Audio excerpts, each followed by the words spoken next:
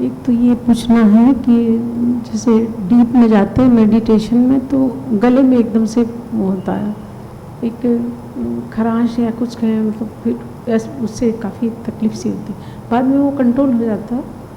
लेकिन थोड़ा ये इसमें बताइए क्या नेचुरल है या कुछ प्रॉब्लम। और दूसरी बात, एक दिन हम एक वीडियो देख रहे थे, उसमें आपने बताया कि जहाँ आप ध्यान करते हैं वहाँ पर जैसे सारा वातावरण बताया तो उसमें किसी मतलब मुर्दे की तस्वीर नहीं होनी चाहिए, ऐसा कि एक चीज़ ये भी थी। क्या होना नहीं चाहिए? मुर्दा उसकी तस्वीर नहीं होनी चाहिए, जैसे कुछ जो लोग चले गए हैं। अच्छा।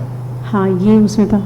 तो हमने क्या किया, थोड़ी हमारी बचकानापन कहें या क्या कहें कि मम्मी की फ़ोटो थी, गुरु जी की मम्मी की। मेरे कमरे में सबकी फ़ोटो लगी हैं, गुरु जी की और उनकी बहन की और मम्मी की, ऐसे सबकी लगी थी। तो मैंने मम्मी जी की फ़ोटो उठा के बाहर ड्राइंग रूम में रख दी, वहाँ सत्संग में रख दी। हमने कहा चलो इधर रख देते हैं क्योंकि हम ध्यान यहाँ करते हैं। उसके बाद उस दिन से हमको सपना आ रहा है, वैसे हम उन्हें सपने में नहीं देखते थे, 4 दिन हो गया। तो हम सोच रहे थे ऐसे ही आ रहा होगा सपना, सपने हम ऐसे देखते नहीं हैं कोई भी, लेकिन मम्मी हंसती हुई दिखाई देती हैं 4 दिन से। तो मैंने कहा आपसे पूछे फिर रख देंगे हमने। ये चीज़ छोटी सी बात है, लेकिन फिर प्रभाव है और कुछ। देखिए, मैंने जब कहा होगा इस बात को तो जो क्वेश्चनर या जो ऑडियंस मेरे सामने रही होगी वो इस तरह की बातों में अटकी होगी। मेरी बातों को जब सुनेंगे, और ये देखिए किसी भी जो गुरु का रोल प्ले करने वाला व्यक्ति है उसके साथ ही बहुत समस्या खड़ी होती है, क्योंकि उसकी सारी बातें ऑन रिकॉर्ड होती हैं, सारी बातें सामने होती हैं पब्लिक के, लेकिन उसने अलग अलग लोगों से अलग अलग बातें करी होती हैं। कौन व्यक्ति किस तरह का क्या बात लेकर आया है उसको उत्तर उसी तरह से दिया जाता है, क्योंकि अगर हम एक ही उत्तर बना लें तो फिर वो तो किसी के काम ही का नहीं होगा। मुझे तो उसका समाधान देना होता है जो सामने व्यक्ति है। तो अक्सर लोग अपने जा चुके लोगों में बहुत अटके होते हैं या बहुत ज़्यादा उससे इमोशनली अटैच होते हैं, और फिर अब ध्यान में क्या जाएंगे वो। मान लीजिए अगर मैंने कहा होगा डेड लोगों की ना लगाइए तस्वीर, तो उसका अर्थ इतना है कि आप इतना भावुकता से उनमें जुड़े हुए हैं कि आप ध्यान में तो जा ही नहीं रहे, आप एक कल्पना की दुनिया में हो सकते हैं, आप एक इमोशनल अटैचमेंट की दुनिया में हो सकते हैं, और फिर रियलिटी से आप हो सकता है कट ऑफ होने लगे। रियलिटी ये है कि जो जा चुका है सो जा चुका है, उसके बंधन छोड़िए, अपने को मुक्त करिए। एक तो ये बात है। लेकिन अगर कोई बंधन से मुक्त हो चुका हो और उसको कोई परेशानी नहीं है, ना वो उनको बुला रहा है ना कहीं भेज रहा है, लगी हुई तस्वीर तो वो एक कागज़ का टुकड़ा है, उसमें कोई खास मायने नहीं रखता। मैंने अपनी तस्वीरों को भी हमेशा यही कहा है, वो कागज़ का एक टुकड़ा है, उनको इससे ज़्यादा महत्व मैं नहीं देता। प्रेम से कोई देखे तो उसके लिए महत्वपूर्ण है, और प्रेम से ना देखे उस पर रख के मूँगफली खाए तो वो तब भी कोई फ़र्क नहीं पड़ता, वो कागज़ का टुकड़ा है। लेकिन प्रेम है तो चीज़ें महत्वपूर्ण हो जाती हैं। तो प्रेम तक चीज़ें ठीक हैं, प्रेम के आगे बात जाती है तब उलझती है। जैसे कि लोग उनसे कम्युनिकेशन करने की कोशिश करने लगे, उनसे बात करने की, तो एक मानसिक दुनिया पैदा होगी। अब जैसे आपके केस में भी हुआ कि तस्वीर थी, फिर आपने तस्वीर हटाई और बाहर रखी, तो आपको लगता है कि सपने में वो आने लगी। सपने में आने नहीं लगी, सपना तो हमारा ही मन बनाता है। और सपना अगर हम मान लीजिए इस चीज़ को अच्छा या बुरा मानते रहें, इसको हम महत्वपूर्ण या गैर महत्वपूर्ण मानते रहें, तो उसी तरह से मन उस चीज़ को हमारे लिए पैदा करेगा। कभी मान लीजिए हमारे अंदर कंडीशनिंग तो ये पड़ी है कि नहीं नहीं बहुत ज़रूरी है, बहुत ज़रूरी है, और ख़ास तौर से माता पिता की बात तो हटा दीजिए, या और अगर गुरु वगैरह हों या भगवान हो, तब तो आदमी को गिल्ट भी आता है कि हमने तस्वीर को हटाया, कहीं उनको बुरा ना लगा हो, कहीं उनको नाराज़गी ना हुई हो।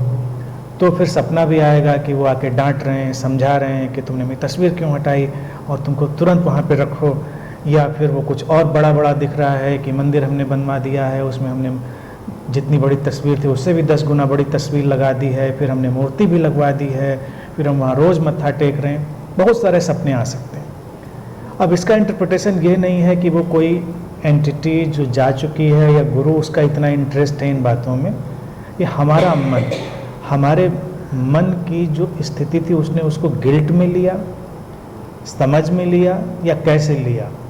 अगर हम समझ के साथ व्यवहार करते हैं तो सब शांति है, नहीं तो वो गिल्ट क्रिएट करेगा तमाम चीज़ें। कई लोग काम कर तो बैठते हैं लेकिन उनके अंदर समझ नहीं होती। जैसे कोई मेरे पास आया, अभी उसका स्ट्रक्चर सुपरस्टिशन वाला है और उसने कोई काम सुपरस्टिशन वाला अपने घर में करता है, कोई गंडा तावीज़ बांध रखा है, कुछ और करता है, कर्मकांड करता है। मैंने समझाया और वो गया जोश में, अपना गंडा तावीज़ उठा के फेंका, कर्मकांड बंद किया और तीसरे दिन से बुखार आ गया उसको।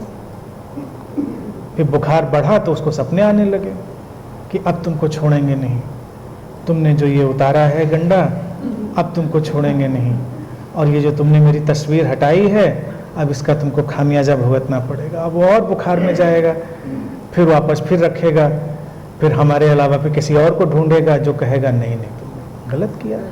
और वो पहुंच गई ऊर्जा वहाँ तक, और वो मैसेज पहुंचा तो नाराज़ हो गए। वो जो एंटिटी थी, देवता, भगवान, देवी या व्हाटएवर, वो नाराज़ हुए।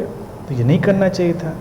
ये बात हमको कन्विंसिंग भी लगे कि हाँ भाई बिल्कुल नहीं, क्योंकि वो तो हुआ ना हमारे साथ, क्योंकि इतना हुआ तो सचमुच में। लेकिन ये हम गिल्ट में थे, हमारे अंदर गलती थी कि हम उतनी उसमें मान्यता अपनी डाल चुके थे, सजेशन इन्वेस्ट कर चुके थे। इसीलिए अगर आपको डिटैच होकर तस्वीरों के साथ डील करना आता है तो लगाइए, लेकिन अब जब चूँकि सपना आ गया है तो इसका मतलब आपका अटैचमेंट है, तो उसको कुछ दिन और बाहर रखिए और थोड़ा और बाहर कर दीजिए, जहाँ बाहर रखा है उससे और बाहर, और फिर शांति से देखिए कि कोई फ़र्क नहीं पड़ता, जो जहाँ है जैसा है। और जब आपका मन डिटैच हो सके, आप शांत हो सकें, तब फिर उसको चाहे वापस ला के लगाइए, चाहे रखिए, लेकिन ऐसे नहीं कि आपको सपना आया, आपको इंट्यूशन आया। अब देखिए जो सुपरस्टिशियस लोग होते हैं उनको बहुत इंट्यूशन आते हैं, इंट्यूशन आते हैं, क्योंकि जैसी उनकी मान्यता है वैसा इंट्यूशन आता है, अब ऐसा करो, अब ऐसा करना चाहिए। फिर यही चीज़ थोड़ी और बुरी हालत में पहुंच जाए तो यही पैरानोइया और बाइपोलर और सिजोफ्रेनिया में कन्वर्ट हो जाती है कि मैसेज आने लगते हैं, पूरा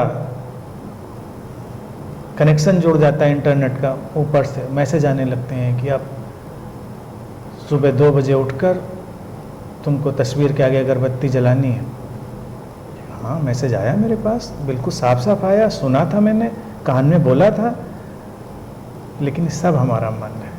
और जितना हम उससे अटैच होते जाएंगे सब मन पैदा करता रहेगा। तो जब मैंने कहा होगा किसी से तो वो भी अटैच व्यक्ति रहा होगा, तो मैंने चाहा होगा कि उसका थोड़ा अटैचमेंट कम हो। लेकिन अगर वो डरा हुआ व्यक्ति होगा तो वो डर जाएगा। अब डर गया तो माननीय गब्बर सिंह जी ने इसको कहा था कि जो डर गया सो मर गया।